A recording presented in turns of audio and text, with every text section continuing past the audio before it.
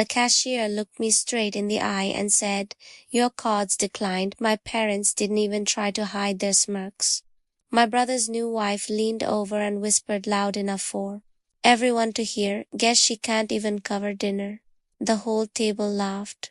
I clenched my fists under the table, staring at the $72 bill, and something inside me snapped. My name is Rebecca, and I'm 29 years old. I work as a nurse at St. Mary's Hospital. My days are long, filled with beeping machines, rushing between patients, and the quiet kind of exhaustion only people in scrubs understand. I don't have designer clothes or shiny jewelry. Most days, I come home in sneakers that should have been replaced months ago. In my family, I was always the dependable one, the one who stayed behind to help, the one who covered errands when nobody else wanted to, the one who never complained. My younger brother was the opposite. He was spoiled, loud, the center of attention, and my parents loved it. They gave him things I never even dared to ask for. Vacations, cars, endless money poured into his life like it was nothing. I wasn't the glamorous one. Booty had something he never did. Discipline, honesty, and a work ethic that got me through college and kept me steady when everything around me felt unfair. My parents never saw that as enough. To them, I was invisible. He thought I'd learn to live with it until the dinner when laughter turned me into a joke. That night, I knew things couldn't stay the same. Has your family ever treated you like this? Share your story below. When my brother announced his engagement, the house turned into planning headquarters overnight. My mom spread wedding magazines across the dining table like it was a military operation. My dad bragged to every neighbor about the event of the year. No one talked about budgets. There wasn't one.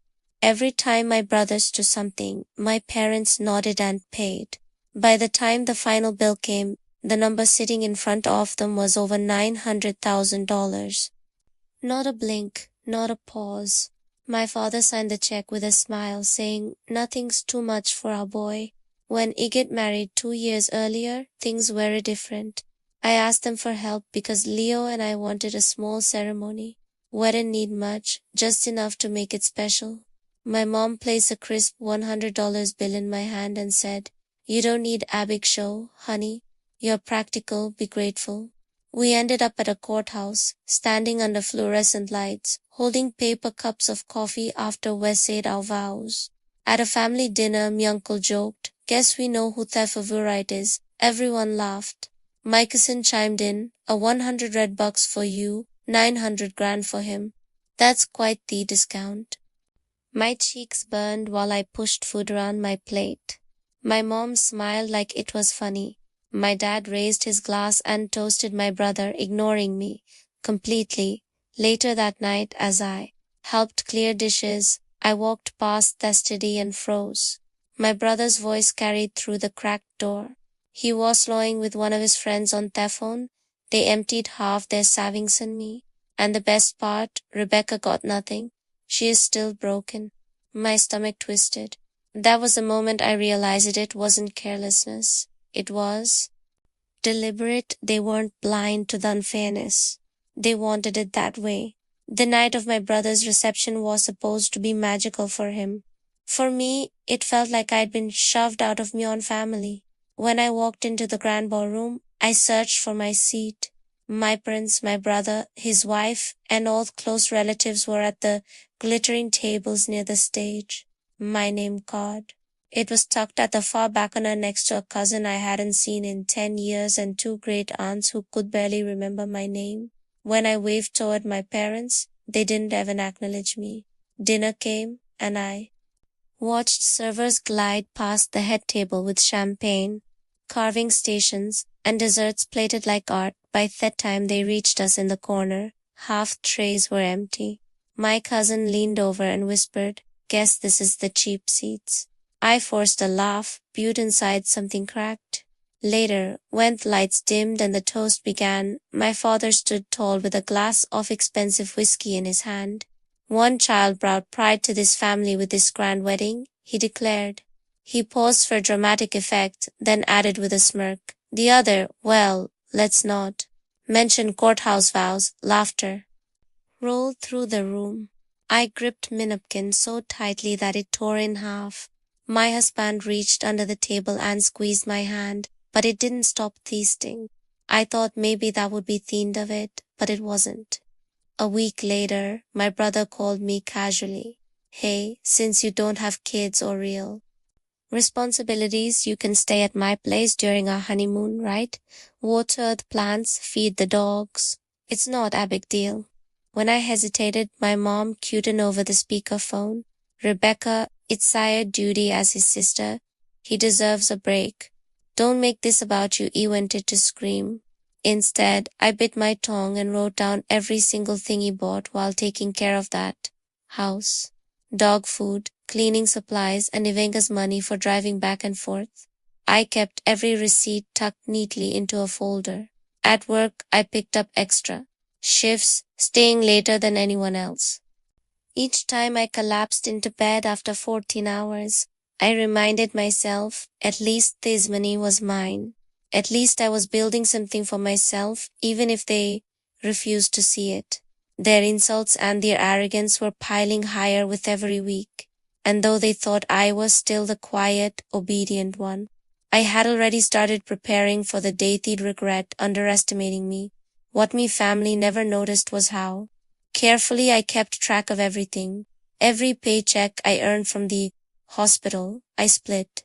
Some went into bills, food, and the basics. The rest, no matter how small, went into a separate savings account in my name only. It wasn't much at first, but over the years of 12-hour shifts and skipped vacations, it grew into something solid. And Tenta was the inheritance. My grandparents had left me a small fund, not huge, but enough to give me a little security.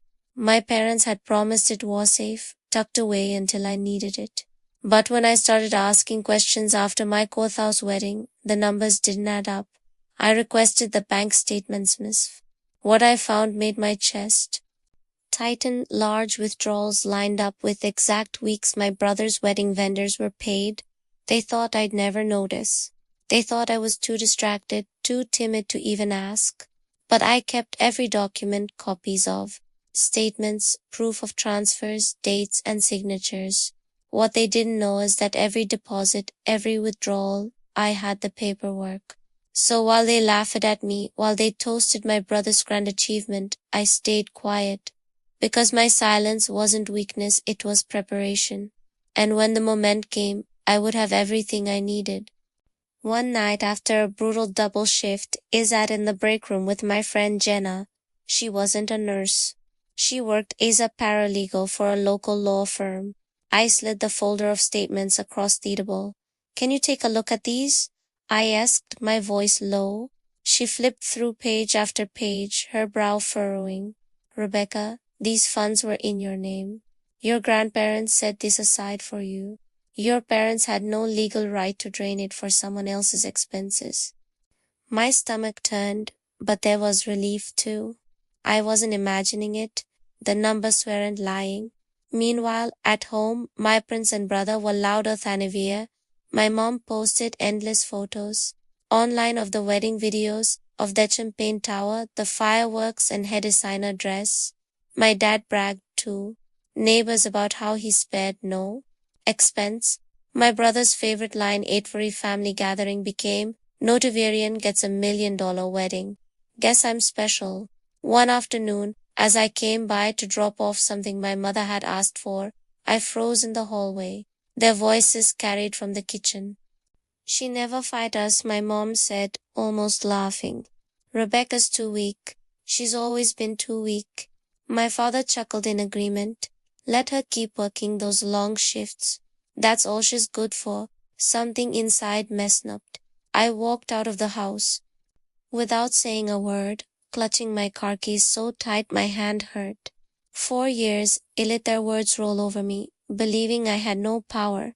But now I had proof. I had Jenna's support. And for the first time in my life, I wasn't afraid. I was ready to act. I asked my parents to meet one Sunday evening. No fancy dinner, no excuses, just us in their living room. the same place where so many humiliations had started. They sat on the couch. My father with his usual glass of whiskey, my mother with her arms crossed, my brother slouched in the armchair, smirking like he already knew I'd back down. I set the folder on the coffee table and opened it slowly. "This account wasn't yours to spend," I said, sliding the first set of papers across to my father. He let out a sharp laugh. "Rebecca, stop being dramatic. That money was family money. We put it to better use." I met his eyes. "It wasn't family money. It was mine. Grandparents left it for me. And these are the signed statements to prove it." His smirk wavered as he scanned the documents. My mother leaned over his shoulder, her lips parting when she saw the withdrawal dates. My brother snorted. "So what? You're broke anyway. You wouldn't know what to do with it." I turned to him, my voice steady. "No, I'm not broke. I've been saving for years. I've been patient, and the three of you, you're the ones in debt now, and the court will see it." The room went silent, except for the sound of the papers shifting under my father's trembling hand. "Rebecca," my mother started, her voice shaking now. "You wouldn't take this outside the family. It would ruin us." I looked at her, remembering every dinner where they laughed at me, every toast that cut me down, every corner seat they shoved me into. "You already ruined us. I'm just done pretending it's fine." My father slammed his glass down so hard the whiskey splashed. "You wouldn't dare," I interrupted. "I already filed the complaint. Jenna helped me. The documents are in the system. This isn't a threat. It's done." My brother's smirk evaporated. My mother's hands started to shake as she fumbled with the papers.